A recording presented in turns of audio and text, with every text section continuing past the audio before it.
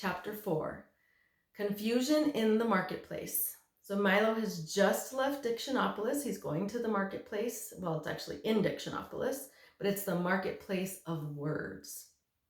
So here we go. Indeed it was, for as they approached, Milo could see crowds of people pushing and shouting their way among the stalls, buying and selling, trading and bargaining, huge wooden-wheeled carts streaming into the market square from the orchards, and long caravans bound for the four corners of the kingdom made ready to leave. Sacks and boxes were piled high, waiting to be delivered to the ships that sailed the sea of knowledge. And off to one side, a group of minstrels sang songs to the delight of those either too young or too old to engage in trade. But above all the noise and tumult of the crowd could be heard the merchants' voices loudly advertising their products. Get your fresh picked ifs, ands, or buts. Hey ya, hey ya, hey ya, nice ripe wheres and whens, juicy tempting words for sale. So many words and so many people. They were from every place imaginable, and some places even beyond that. And they were all busy sorting, choosing, and stuffing things into cases. As soon as one was filled, another was begun. There seemed to be no end to the bustle and activity. Milo and Talk wandered up and down the aisles, looking at the wonderful assortment of words for sale. There were short ones and easy ones for everyday use, and long and very important ones for special occasions, and even some marvelously fancy ones packed in individual gift boxes for use in royal decrees and pronouncements. Step right up, fancy best quality words right here, announced one man in a booming voice. Step right up.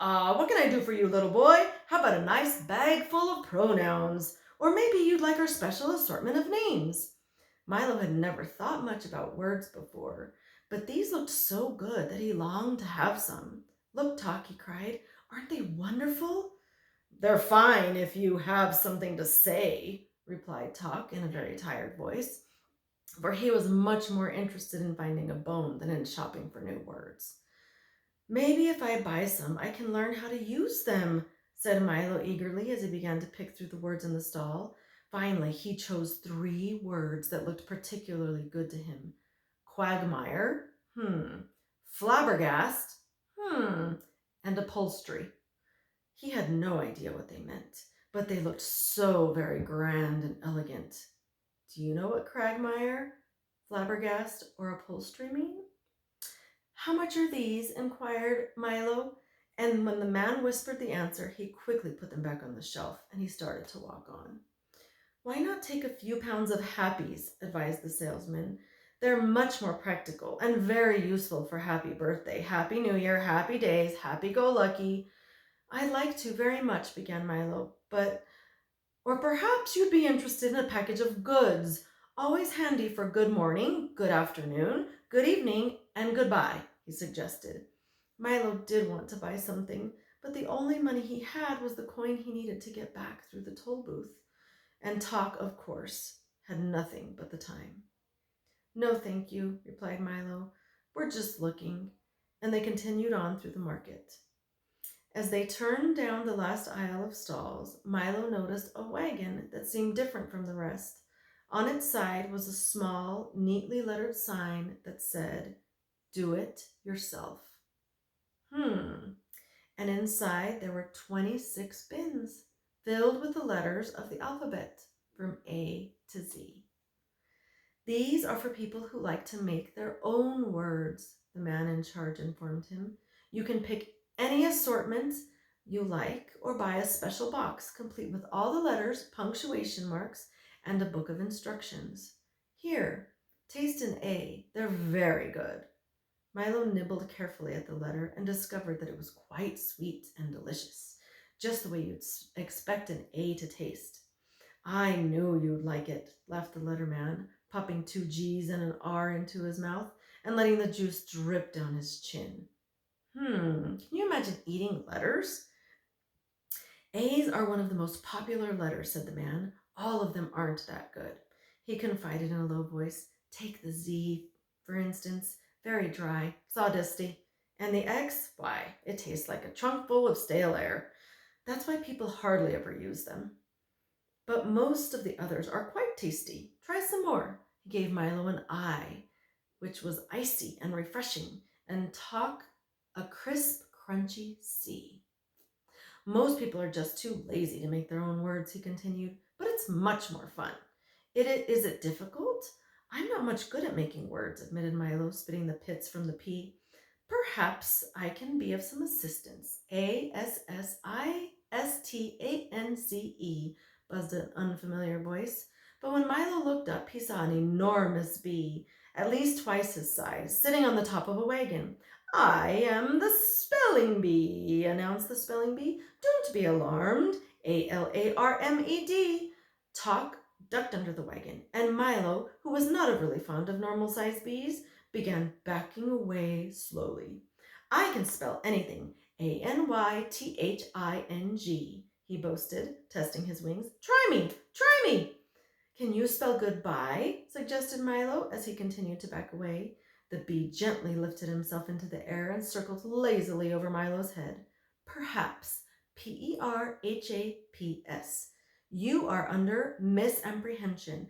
MISAPPREHENSION. That I am dangerous, he said, turning a smart loop to the left.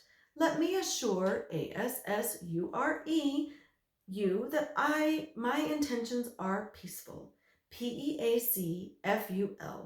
And with that, he settled back on top of the wagon and fanned himself with one wing. Now he panted, think of the most difficult word you can think of, and I can spell it. Hurry up, hurry up! And he jumped up and down impatiently. Bzz, bzz, bzz. He looks friendly enough, thought Milo, not sure just how friendly a friendly bumblebee should be, and he tried to think. Let me show you the picture of the bumblebee. You see that? There's Milo, and there's a picture of the bee. Of a very difficult word. Spell vegetable, he suggested, for it was the one that always gave him trouble in school. That is a difficult one, said the bee, winking at the letterman. Let me see now. He frowned and wiped his brow and paced back and forth on top of the wagon. How much time do I have? Just 10 seconds, cried Milo excitedly. Count 'em off, Talk! Oh dear, oh dear, oh dear, oh dear, the bee repeated, continuing his to pace nervously. Just then, as time ran out, he spelled as fast as he could. Vegetable, VEGETABLE.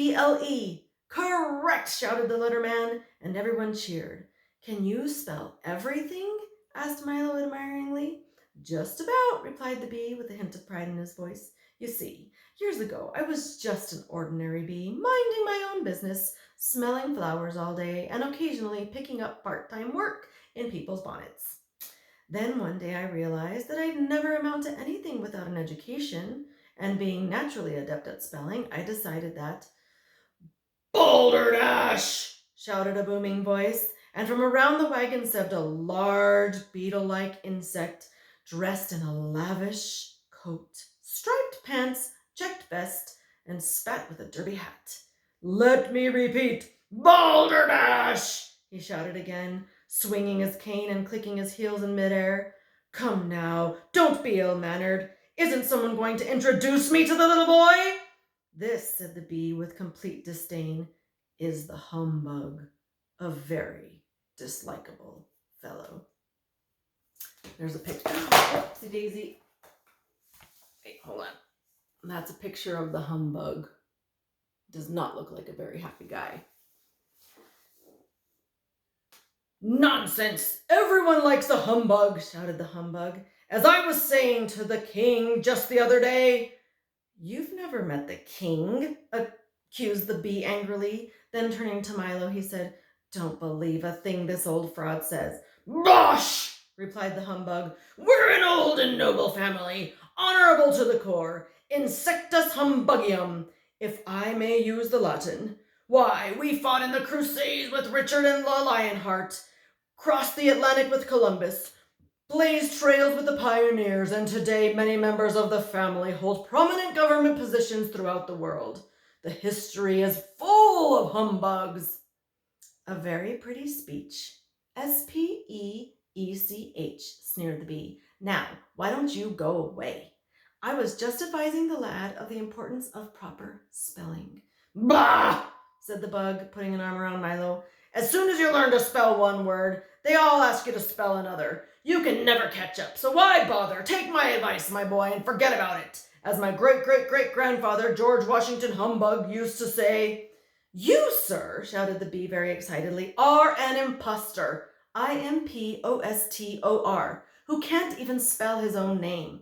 A slavish concern for the composition of words is the sign of a bankrupt intellect, roared the humbug, waving his cane furiously. Milo didn't have any idea what that meant, but it seemed to infuriate the spelling bee, who flew down and knocked off the humbug's hat with his wings. Be careful, shouted Milo as the bug swung his cane again, catching the bee on the foot and knocking over the box of W's. My foot, shouted the bee. My hat, shouted the bug, and the fight was on.